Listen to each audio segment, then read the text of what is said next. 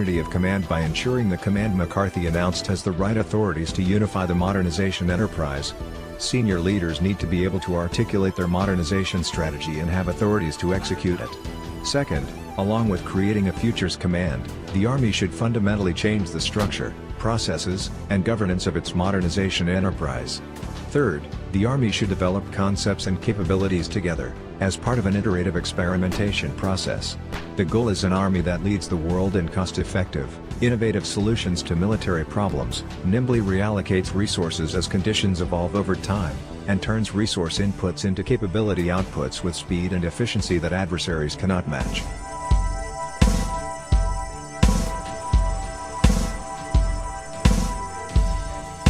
In the 1990s, the U.S. Army assessed that it was producing mostly incremental improvements to traditional warfighting solutions. To set targets that would drive a leap ahead, the Army created the Army After Next program, which examined how new technologies and other factors might produce threats and opportunities 15 or more years in the future. The most visible outcome of the project was massive investment in the Future Combat Systems program. Aimed at a future too distant to forecast and seeded with layers of technical risk, the program floundered until 2009 when, with too little to show for $18 billion invested and facing very different defense priorities, the Department of Defense canceled the program. While Future Combat Systems may have done the most damage to the credibility of Army modernization, it did not stand alone.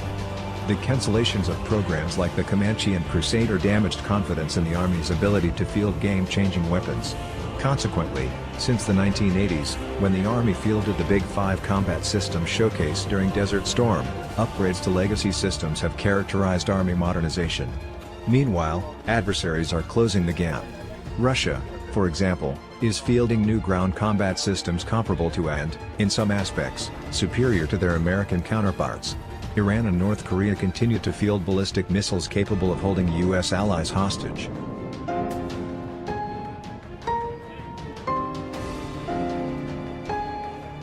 Today, the Army modernization enterprise's critical interoperating components are dispersed across Training and Doctrine Command, Army Materiel Command, multiple separate units, parts of the Army Staff, and parts of the Army Secretariat.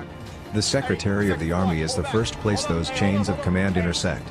Thus, the process of identifying military problems, developing solutions, and delivering them is inhibited by organizational structure.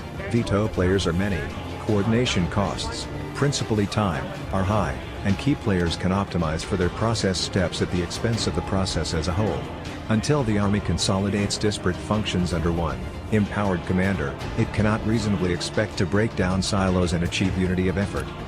Unity of command will allow the new Futures Command to articulate a single, coherent strategy driving modernization. That strategy should be grounded in a fully credible and authoritative running estimate of alternative futures, and allocation of modernization resources must match it. This is impractical in a decentralized system, the major components of which operate within different organizational cultures and respond to different senior leaders. The result is that multiple visions of the future compete for resources, making it difficult for the Army to mass resources and measure results.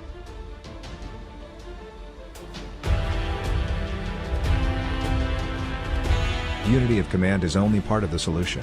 While executing a consolidation, the command will be simultaneously changing which people are involved in what activities, how they work together, and how they make decisions. Some change will be so substantial that it cannot be adequately described in the language of the existing process. For example, today, modernization problem solving is driven by teams inside the Army's functionally organized centers of excellence, i.e., fires, maneuver, aviation, etc.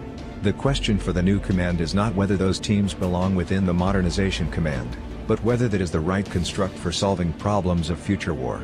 This does not necessarily mean significant change for all parts of the current system, many of which perform well, or that the Army will fail to take advantages of lessons learned during recent initiatives to improve performance, such as establishment of the Rapid Capabilities Office. Modernization requires experimentation. To adapt to the changing character of the war, the Army needs to integrate the right science, technology, engineering, manufacturing, warfighting, and sustainment expertise. This integration requires experiments that encourage failing early and often in pursuit of cost-effective solutions to emerging military problems. For example, over the course of the development of smart, cooperative loiter munitions would be hurdles involving the maturation of cooperative robotics technology, development of cost-effective manufacturing techniques, and discovery of practical techniques for soldiers' employment of them. By identifying and addressing interrelated issues early, the Army will be less likely to pursue a solution in ignorance of opportunities and pitfalls only visible from particular vantages. Including the right perspectives early may also change the kinds of solutions we pursue. On the one hand, we must not produce better tools if what we need are different tools, better cavalry if we need motorized units, or better howitzers if we need more lethal autonomous systems. On the other, we must not make eggs in one basket bets on capabilities with underappreciated technical hurdles, such as plagued future combat systems. As part of the process, the Army should develop more materiel systems to the level of a working prototype before deciding, a. whether to pursue them and, b. what performance characteristics to demand. In the current system, most funding for prototyping comes from acquisition programs, each of which is mandated to produce a specific tool with specific characteristics. With the benefit of knowledge gained in early experimentation, the Army can be sure the performance goals for a chosen solution are neither too nor insufficiently ambitious.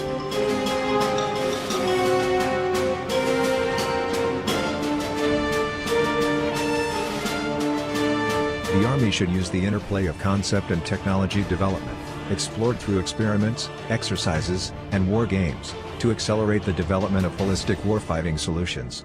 A model for this is U.S. Navy experimentation with carrier aviation during the interwar period. In that era, the Navy experimented with a variety of aircraft technologies and a variety of concepts for their employment. Insights into what new technology made inspired concepts and concepts possible, in turn, steered further development of the technology. The process was rapid and iterative. The Army's current modernization paradigm rests on an underlying assumption so long-standing that it is rarely questioned within the service, that concepts should drive capability development, that the Army should not develop technologies and then decide how to fight with them, but decide how it will fight and then develop the technologies that allow that. Often cited as the Army's use of air-land battle, a clear description of how the Army would fight at the operational level of war, to drive development of the Big Five, which were Army modernization priorities through the 1980s. For two reasons, the Army should depart from this intellectual constraint. First, technology and the strategic environment are changing too quickly for the Army to painstakingly develop a single, specific operational concept and then build to it. Air-land battle, first published in 1982 and improved in 1986, represented over a decade of fought work and, while applicable across a range of contingencies, it was conceived as a solution to a specific military problem in war with a specific adversary in a specific place. One may or may not agree that the approach was appropriate for the Cold War. It was during that era, in 1955, that President Dwight D. Eisenhower said, "Every war is going to astonish you in the way it occurred, and in the way it is carried out. But, by putting concept development and experimentation together, the Army can discover rather than merely anticipate the future fight." Second, the common narrative of the relationship between air-land battle and the Big Five is misleading. Air-land battle was not actually the intellectual ground zero for any Big Five program, each of which was a top Army modernization priority well into its development by 1976. It was an operational concept developed alongside and later brought together with the Big Five. For example, one of the Big Five was the Abrams main battle tank. The program that yielded the Abrams was officially initiated in 1973, prior to the development of air-land battle or even its predecessor, active defense.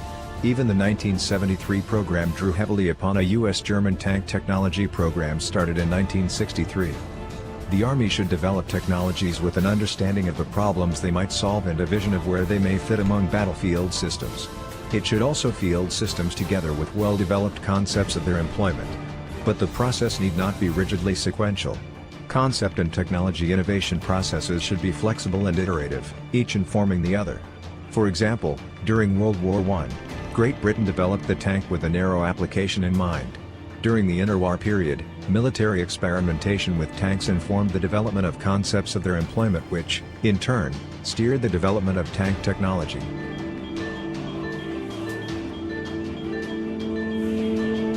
It may not be immediately evident that a new command should be the solution to the Army's modernization problems. The Army